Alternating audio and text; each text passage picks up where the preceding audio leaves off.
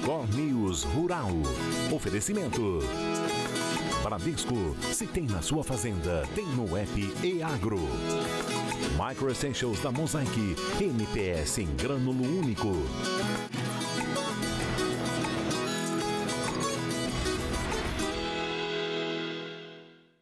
Oi, bom dia para você. O Brasil já teve um prejuízo de mais de 2 bilhões e 600 milhões de reais com cargas de café paradas nos portos do país. As sacas levam mais de um mês para serem embarcadas. Demanda não falta. O Brasil segue como o maior produtor e exportador de café do mundo, mas poderia vender ainda mais. O Conselho dos Exportadores calculou durante 3 meses os prejuízos causados por atrasos no embarque de café nos portos brasileiros e concluiu que quase 2 milhões de sacas deixaram de ser embarcadas. Todos esses contêineres estão carregados com café brasileiro pronto para exportação.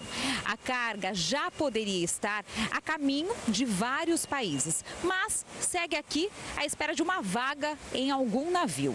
Com um preço médio de cerca de R$ 1.400 por saca, todo esse café parado nos portos brasileiros já gerou um prejuízo que passa de 2 bilhões e 600 milhões de reais ao país. Essa carga permanecendo aqui, a gente é obrigado a repassar aos exportadores o custo da armazenagem. O ideal é que a carga fique no terminal, que funciona como um recinto de exportação, de 3 a 4 dias. Mas alguns contêineres estão aqui há mais de um mês. Segundo o Secafé, a estrutura dos portos brasileiros não acompanhou a expansão do agronegócio. Nós temos navios hoje de 24, 26 mil containers que movimentam containers no mundo, e esses navios não entram nos portos brasileiros. Nós temos a necessidade de ampliar a capacidade de pátio, a ampliação de rodovias, para que essas cargas tenham uma dinâmica de giro melhor e mais rápida. Um vírus tem preocupado os produtores de leite da ilha de Sardenha, na Itália. 20 mil ovelhas morreram só neste ano. Acompanhe agora os detalhes na reportagem. Aborto de cordeiros, asfixia com a própria saliva e língua azul. Essas são apenas algumas das consequências da febre catarral, ocasionada por um vírus que já dizimou 20 mil ovelhas neste ano na Sardenha, na Itália. A ilha abriga metade do rebanho de ovinos de todo o país. É mais um obstáculo aos produtores da região que vivem praticamente da produção de queijos. Muitos já têm enfrentado dificuldades devido à falta de chuva na ilha. Enquanto examina o rebanho, essa fazendeira de 39 anos se diz preocupada, já que a situação piorou nos últimos 2 meses e o nível de infecção cresceu absurdamente. A língua azul, uma das características da doença, não apresenta riscos aos seres humanos, mas em animais causa inchaço na cabeça, febre alta, feridas na boca, dificuldades para engolir e respirar. A transmissão ocorre por mosquitos. O vírus também pode afetar gados, cabras e veados, mas, segundo a Organização Mundial de Saúde Animal, os casos são mais comuns em ovinos. Ovelhas infectadas que estão prenhas acabam perdendo os cordeiros ou nascem deformados. Para a fazendeira, 60% do rebanho foi afetado, 30% das ovelhas prenhas abortaram. De 650 animais, 50 morreram. E a cena não é nada agradável, já que a maioria não consegue consumir qualquer tipo de alimento e acaba sufocando na própria saliva. O sacrifício é ilegal na Sardenha. A região contabiliza até o momento 3 mil focos de surto. No ano passado, esse número não passou de 371 focos. Para um representante da Organização das Nações Unidas para a Agricultura e Alimentação, as condições climáticas influenciaram fortemente, já que com o calor intenso, a população de mosquitos aumentou. Com o aumento, a disseminação da doença só cresceu. Casos parecidos já apareceram em outros países da Europa, como França, Portugal, Espanha, Alemanha e Bélgica. Os primeiros casos na Sardenha foram constatados em 2000, mas a vacinação é lenta, já que o custo é alto. Por outro lado, a morte também tem um alto valor. Segundo o estudo da Universidade de Bolonha, um surto de 2017 matou 34 mil ovelhas, o que resultou em um prejuízo de 33 milhões de dólares. Esse valor abrange danos sofridos pelas fazendas, o que impacta seriamente a produção de leite e gera um desequilíbrio econômico para a região. O ritmo de colheita segue em baixa nas regiões produtoras de mandioca. Impulsionados pela oferta restrita e pela demanda aquecida, os preços da raiz de mandioca continuaram em alta na primeira semana de outubro. Segundo informações divulgadas pela equipe do CPEA, o ritmo da colheita continuou abaixo das expectativas do mercado, devido ao clima seco e, sobretudo, ao recuo de produtores diante da queda na rentabilidade obtida com as lavouras de primeiro ciclo, com produtividade e teor de amido baixos. O Instituto Nacional de Meteorologia prevê chuvas mais volumosas em outubro, principalmente nas regiões que trabalham com o cultivo de mandioca. Os pesquisadores do Centro de Estudos indicam que alguns produtores ainda devem priorizar o plantio, enquanto outros sinalizam uma retomada dos trabalhos de colheita, o que pode resultar em maior oferta nas próximas semanas. O preço de comercialização da banana registrou queda de 4% em Santa Catarina. Entenda agora o motivo. A banana prata litoral iniciou o mês de outubro com queda nos preços no norte de Santa Catarina.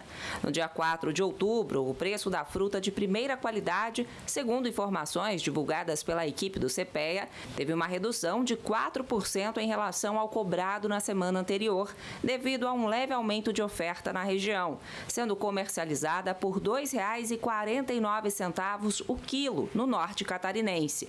A maior disponibilidade se deve ao clima favorável dos últimos dias, quente e chuvoso, que favoreceu a formação dos cachos. Além disso, outras regiões também estão com uma boa oferta de prata. É o caso do norte de Minas, por exemplo, o que favorece a desvalorização. Segundo pesquisadores do CPEA, a previsão de redução da oferta de prata da região é de novembro em diante, o que pode fazer com que os preços voltem aos altos patamares. O preço do tomate já subiu nas principais centrais de distribuição do país. Em São Paulo, a alta ultrapassou a casa dos 40%. Entre 30 de setembro e 4 de outubro, a caixa do tomate salada 3A no atacado de São Paulo fechou com média de R$ 73, aumento expressivo de 48%. Em Belo Horizonte, Minas Gerais, a caixa foi comercializada a R$ 52, alta de 33%. Já no Rio de Janeiro, a caixa fechou a R$ 58, cerca de 9% superior ao cobrado uma semana antes. Para os pesquisadores do Hortifruti CPEA, a alta era esperada, já que depois de um longo período de preços abaixo de custos de produção, produtores passaram a erradicar áreas, descartar parte da produção e reduzir os semeios. Além disso, produtores de Minas Gerais e do Rio de Janeiro finalizaram a safra, contribuindo para a alta. Com o início da segunda parte da safra de inverno em Sumaré, em São Paulo, a alta pode ser freada já nos próximos dias, com o crescimento da oferta no mercado interno. Indígenas e produtores rurais vivem uma rotina de tensão no Paraná, perto da fronteira com o Paraguai. No centro do conflito, a disputa pela propriedade de terras. Há 6 anos, a FUNAI apresentou um estudo que indica algumas áreas como terras indígenas, mas os fazendeiros dizem que são os donos há décadas.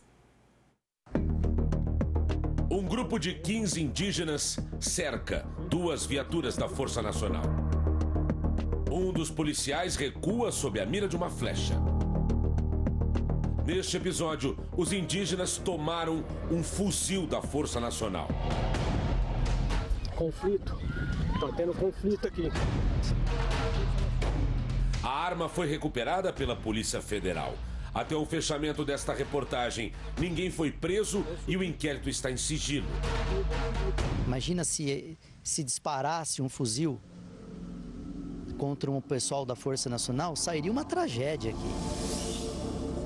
Esse ataque ocorreu na fazenda da família de Eduardo, no município de Terra Roxa, no Paraná. A propriedade foi invadida por indígenas no dia 7 de julho de 2024. Desde então, eles passaram a montar barracas e casas de madeira na área. Alguns acampamentos estão bem perto das sedes das fazendas. É o que acontece nessa propriedade aqui em Terra Roxa. Os indígenas estão lá no fundo, naquelas casas improvisadas. Foi com esses indígenas que deu o problema da tomada do fuzil da Força Nacional. Do acampamento lá embaixo até a casa principal lá em cima, a distância é de aproximadamente 500 metros. 19 propriedades do oeste do Paraná registram invasões de indígenas desde 2004. Essas áreas ficam nos municípios de Terra Roxa e Guaíra, perto da fronteira com o Paraguai. Este ano, as ocupações cresceram. Essas ocupações, elas são altamente preocupantes para o estado do Paraná e para o país, porque nós estamos numa área de fronteira. Esse pessoal tem sido massa de manobra de contrabandos, né? De armas, de munição, de droga. A gente tem comprovado, nós temos estudos antropológicos, temos cadeia dominial de 100 anos dizendo que nunca houve indígenas aqui, muito menos em todas essas áreas. As terras indígenas ocupam quase 14% de todo o território brasileiro. Em 2018, foi apresentado pela FUNAI um estudo de uma antropóloga que apontou algumas áreas da região de Guaíra e Terra Roxa como sendo terras da etnia Avá-Guarani. Um dos argumentos é que os indígenas foram deslocados para a construção da usina de Itaipu. Porém, até agora, essas terras não foram declaradas oficialmente indígenas. Temos certeza absoluta que não haviam indígenas nem em Santa Helena, nem em Guaíra, Terra Roxa, nenhum desses locais aí. Eu fui contratado entre 2018 a 2021, atuei junto à Itaipu Binacional e os estudos revelaram que eles não estavam lá. Primeiro, não estavam lá há muito tempo, há décadas atrás. No final de 2023, as invasões tornaram-se uma avalanche, né? A escalada da violência já registrou pessoas mutiladas e agressões a produtores rurais. Jogaram no chão, me arrastaram e dali eu fiquei preso 2 horas. Eles amarraram suas mãos? Sim, amarraram a mão. Nossa equipe testemunhou o clima tenso na região. Tentamos falar com um grupo de indígenas acampado na margem de uma estrada municipal. Você tem que acompanhar a FUNAI. Não é só você sozinho vir na nossa aldeia, não vai chegar no sozinho. Se você chegar lá, você já pegaram. Queria saber só de onde é que vem a turma, de onde é que vem, se é daqui mesmo, se é do Paraguai, se é do Brasil. Você tem autorização para entrar aqui? Se você não tem autorização aí, você vai ficar preso aqui no meio. Vamos sair, vamos lá. A ocupação em que estivemos é na fazenda do seu Hermínio, de 83 anos, que comprou essa área em 1982 para plantar soja e milho. Com a invasão, 1/3 da propriedade de 34 alqueires está sem produzir. Estou tendo prejuízo com isso, estou pagando imposto assim mesmo. Então é uma coisa que a gente espera uma solução definitiva. É extremamente preocupante, porque nós sabemos que são oriundos do país vizinho, Paraguai. Em nota, o Ministério da Justiça afirmou que, de acordo com os tratados do Mercosul, cidadãos paraguaios, incluindo indígenas, têm direito à livre circulação dentro dos países membros e que a entrada no Brasil exige o cumprimento de normas, como a apresentação de documentos válidos. Uma investigação da Prefeitura de Guaíra identificou cidadãos paraguaios vivendo nos acampamentos indígenas aqui da região. Pessoas com documentos do país vizinho, que receberam da FUNAI identidade brasileira como se tivessem nascido aqui no país. O documento paraguaio dessa mulher informa o nascimento dela na colônia de Cecílio Baez, no Paraguai, em 1974. Já no registro de nascimento de índio, um documento brasileiro emitido pela FUNAI, consta que a mulher nasceu em São Miguel do Iguaçu, no Paraná, no ano de 1961. O sobrenome também foi alterado, de Gonzales para Gonçalves. O mesmo aconteceu com esse homem, que mudou o sobrenome. O local de nascimento foi alterado do Paraguai para o Brasil e o ano de nascimento mudou de 1985 para 1960. Este médico, que teve a propriedade invadida em Guaíra, fez um parto de uma mulher indígena que se apresentou com um documento de idosa. Veio uma senhora grávida e para ganhar o neném, 30 anos, 32 anos, no máximo 35 anos, e veio com um documento de 65. Nós procuramos a Polícia Federal, que abriu um inquérito para apurar essas denúncias. Mas o delegado informou que a investigação está sob sigilo. Os impactos na economia são cada vez mais sentidos pelos produtores rurais. Essas áreas já praticamente não estão saindo seguro das lavouras, não estão podendo financiar. E fora o nosso município, que acaba perdendo os investimentos de fora e acreditando no nosso município, que está cercado com esses problemas. Lideranças do arroz ainda enfrentam desafios para recuperar o solo atingido pelas enchentes deste ano no Rio Grande do Sul. Este trabalho de recuperação é fundamental para o andamento da safra 2024-2025. E quem chega para dar um panorama para a gente é o Alexandre Velho, que é presidente da Federarroz. Bom dia, Alexandre. Seja muito bem-vindo ao Record News Rural. Olá, bom dia. É um prazer falar contigo e com os telespectadores da Record. Alexandre, a gente sabe da importância do Rio Grande do Sul para a produção de arroz. O estado é responsável por 70% da nossa produção, né? E quando aconteceu aquela tragédia, todos nós aqui acompanhamos muito de perto. Só que os desafios, eles continuam, mesmo depois das enchentes. Então, qual que é o principal desafio nessa recuperação do solo neste momento? Olha, nós tivemos principalmente a região central do Rio Grande do Sul. Ela foi muito atingida pela enchente em função da característica que a região tem pela proximidade de grandes rios que descem aí da serra. Então, isso realmente provocou muita erosão em algumas propriedades de pequenos produtores, pequenos municípios ali próximos à região de Santa Maria, Agudo, Dona Francisca, onde pequenos produtores que plantam 10, 20, 30 e os maiores plantam 50 hectares, eles tiveram então as águas invadidas nas suas lavouras e isso provocou muita erosão, provocou muitos problemas e realmente nós temos que trabalhar muito forte para uma recuperação destas áreas e também das estruturas que os produtores têm. Os silos, onde são armazenados o produto, galpões foram afetados, também estruturas variadas de lavoura, como canais de irrigação e de drenagem, e também muita máquina sofreu avaria em função da enchente que nós tivemos este ano aqui no Rio Grande do Sul. E num primeiro momento, havia dificuldade, inclusive, para ter um levantamento real de todo o prejuízo, né? Esse levantamento ainda é feito, ou seja, ainda tem gente contabilizando tudo o que perdeu depois desses meses todos? Sim, mas agora nós já temos uma ideia melhor do que aconteceu. Também estamos tentando auxiliar estes produtores que precisam de um olhar diferente por parte do governo federal para que possam, então, se manter na atividade produtiva. E estes produtores, realmente, nós estamos buscando alternativas aí de auxílio para que eles possam escalonar os seus pagamentos, enfim, também recuperar estas áreas que estavam em produção ou substituir por outras áreas para que possam se manter aí produzindo arroz. E também nos preocupa bastante porque esta recuperação estrutural e de máquinas, ela vai certamente onerar um pouco o custo de produção.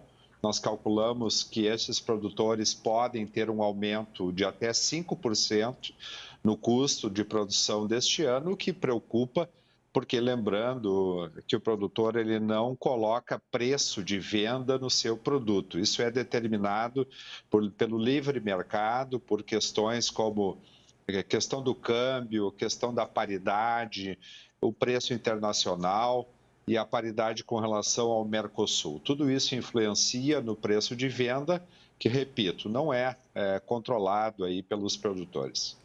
Agora, Alexandre, você tocou num ponto muito importante, né, que é essa questão do aumento do custo de produção, porque a água leva embora tudo, né, o calcário, o adubo, por exemplo. Então, realmente você vê que tem um retrabalho, um gasto e que não vai ter uma receita a mais para o produtor, não é? Perfeito, é muito importante a tua colocação, inclusive porque nós trabalhamos com uma expectativa de ter talvez preços um pouco menores na próxima safra, exatamente pela oferta que deve ser maior de produto, não só no Brasil, pelo aumento da área, mas também pela questão aí do aumento do arroz no próprio Mercosul. Então, tudo isso deve influenciar um pouco e isso preocupa todo o setor arrozeiro. Agora, vamos falar desse mês. É um mês muito importante para a cultura, né? Inclusive já focando na próxima safra, mas choveu há alguns dias também no Rio Grande do Sul e causou ali um alerta entre os produtores. É isso, Alexandre? Sim, choveu bastante no mês de setembro, mais de 400 milímetros de chuva em algumas regiões. São 6 regiões do Rio Grande do Sul que plantam arroz e isso, de certa forma, atrasou o preparo de solo, porque nós estávamos na fase final aí de preparo para plantar agora no mês de outubro. Como este preparo ele ficou um pouco atrasado, durante o mês de outubro, muitos produtores, ao invés de estarem plantando, vão estar preparando o solo. Então, nós temos aí um risco de que pelo menos parte da lavoura fique fora do melhor período, digamos assim, de plantio, que seria o mês de outubro. Mas o que a gente pode dizer, qual o impacto que seria na próxima safra? Isso já dá para a gente ter um panorama, Alexandre? É um pouco cedo, nós devemos aí acompanhar o que vai acontecer no mês de outubro, mas explicando aí para o pessoal do outro lado da tela, quando eu não planto no mês de outubro, eu entro no mês de novembro plantando, normalmente eu tenho uma diferença de produtividade em função de que as plantas elas irão pegar um período reprodutivo lá no verão. Normalmente, quando eu atraso o plantio, eu jogo este período reprodutivo para o mês de fevereiro, que normalmente tem uma incidência solar menor. E as plantas de arroz, elas respondem diretamente à questão da luz solar. É por isso que se explica muito facilmente, quando eu tenho El Niño, ou seja, chuvas maiores, eu tenho uma diminuição na produtividade. E, ao contrário, quando eu tenho laninha, chuvas menores, mais sol, mais produtividade. Então, nós trabalhamos com uma expectativa de uma produtividade melhor em função aí da previsão de laninha para a próxima safra. Eu acho importante, Alexandre, a gente trazer aqui um ponto que você citou, que é o fato do Estado ter várias regiões produtoras que são impactadas de formas diferentes pelo clima, né? Você mesmo mencionou, olha, a região central produtora foi a mais atingida pelas enchentes, é isso? E agora, neste momento, em relação, olhando já para a próxima safra, como é que está esse panorama?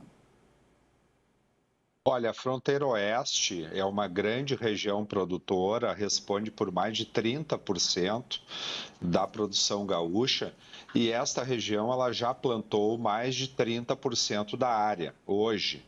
As outras regiões estão bastante atrasadas, a planície costeira externa aqui próximo aos grandes centros como Porto Alegre, é uma região, por exemplo, que deve ter hoje algo em torno de 2 a 3% somente plantado.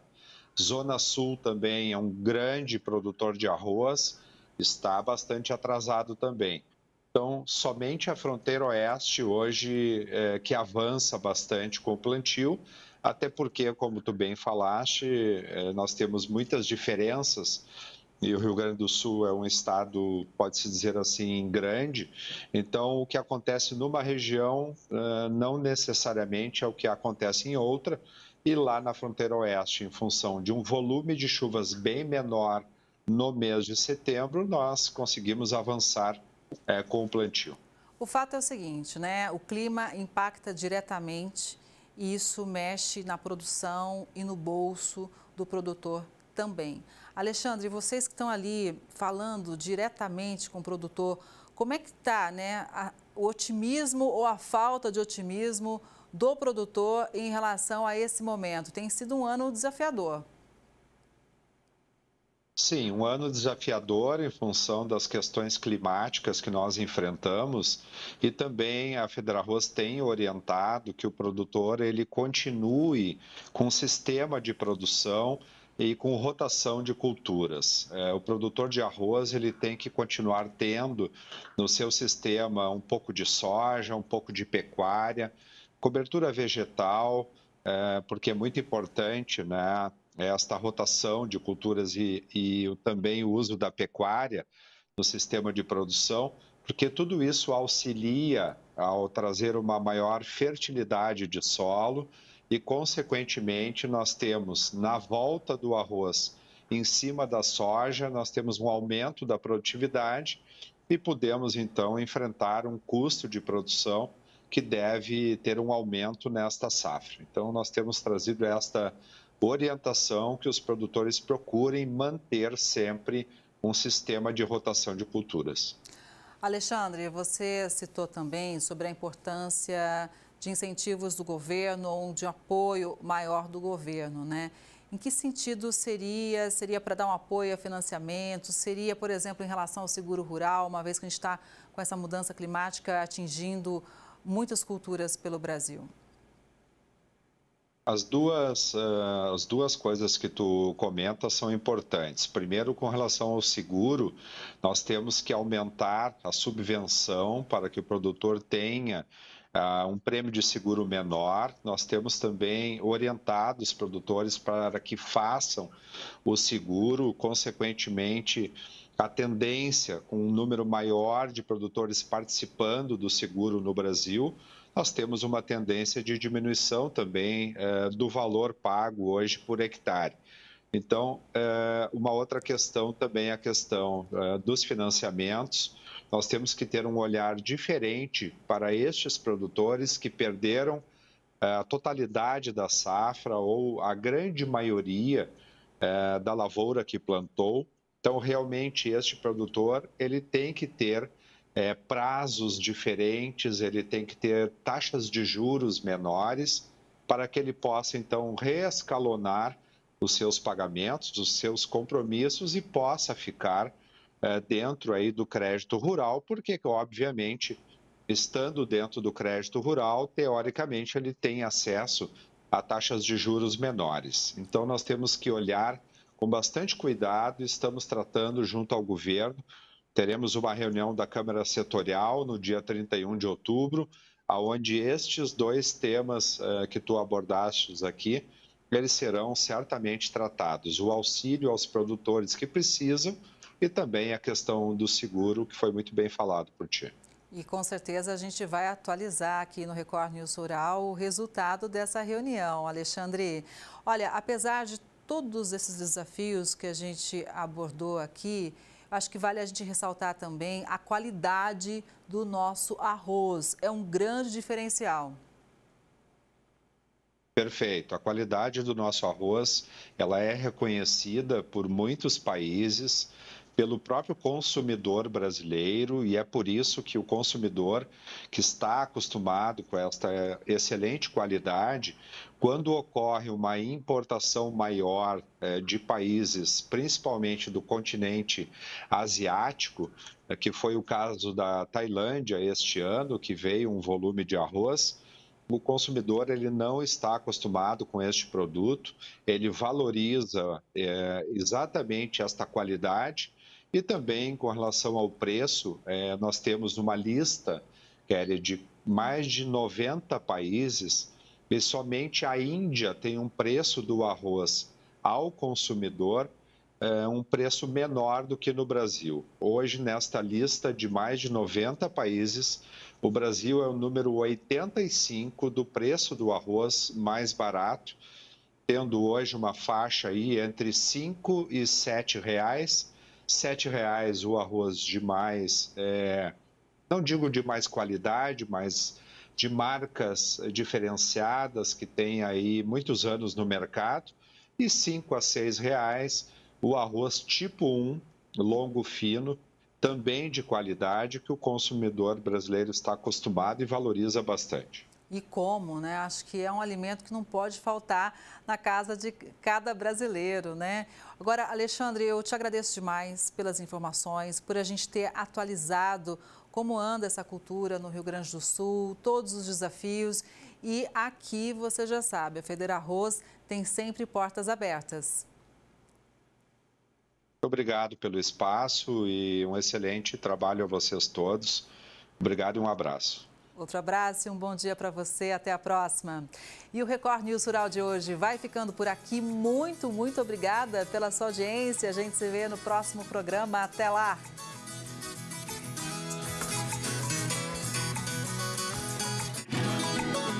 Record News Rural. Oferecimento. Bradesco, se tem na sua fazenda, tem no app e-Agro. Micro Essentials da Mosaic, MPS em grânulo único.